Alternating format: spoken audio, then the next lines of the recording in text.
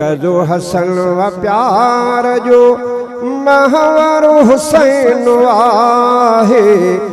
दिल्ला हसन रसूल जी दिलबर हुसैन आहे। जोर सां चो सुभान अल्लाह। मरकज़ो हसन व प्यार जो महवर हुसैन आहे। मरकज़ो हसन व प्यार जो महवर हुसैन आहे। दिल्ला हसन रसूल जी दिलबर हुसैन आहे। दिल्ला हसन रसूल जी दिलबर हुसैन आहे। अरबिया जले खुशियुनि जी बई खान बणिजी आया। नाना जले नवासा सुरहण बणिजी आया। नाना जले नवासा सुरहण बणिजी आया। जन्नत जी मुश्को आ हसन अंबर हुसैन आहे। दिल्ला हसन रसूल जी दिलबर हुसैन आहे। दिल्ला हसन रसूल जी दिलबर हुसैन आहे।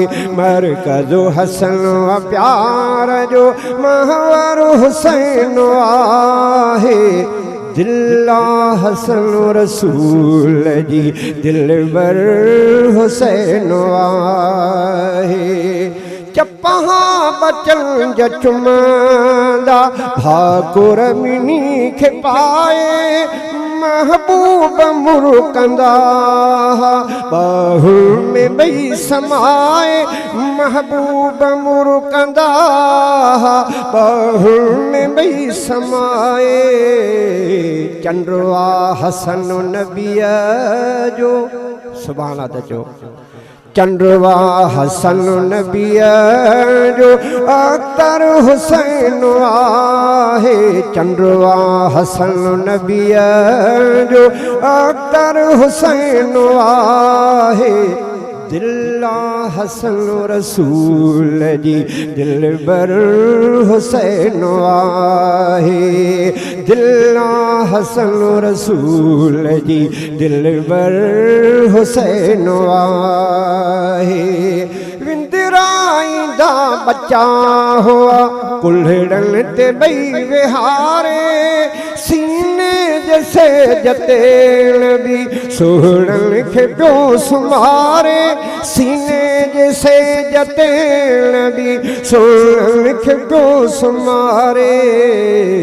बेशक हसन जे शान जो बेशक हसन जे शान जो हमसर हुसैन आहे।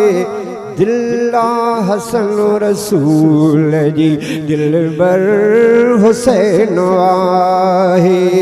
दिल्ला हसन रसूल जी दिलबर हुसैन आहे।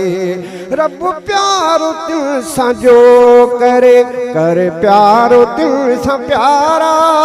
तिन मिल सां बूज़ जो रखे कर ख्वारो दिल खे प्यारा। तिन मिल सां बूज़ जो रखे कर ख्वारो दिल खे प्यारा। ज़ेवरो हसन व दीन जो चओ सुभान अल्लाह। ज़ेवरो हसन व दीन जो ऐज़र हुसैन आहे। ज़ेवरो हसन व दीन जो ऐज़र हुसैन आहे। दिल्ला हसन रसूल जी दिलबर हुसैन आहे। ज़ेवरो हसन व दीन जो ऐज़र हुसैन आहे। दिल्ला हसन रसूल जी दिलबर हुसैन आहे। मरकज़ो हसन व प्यार जो महवर हुसैन आहे। दिल्ला हसन रसूल जी दिलबर हुसैन आहे।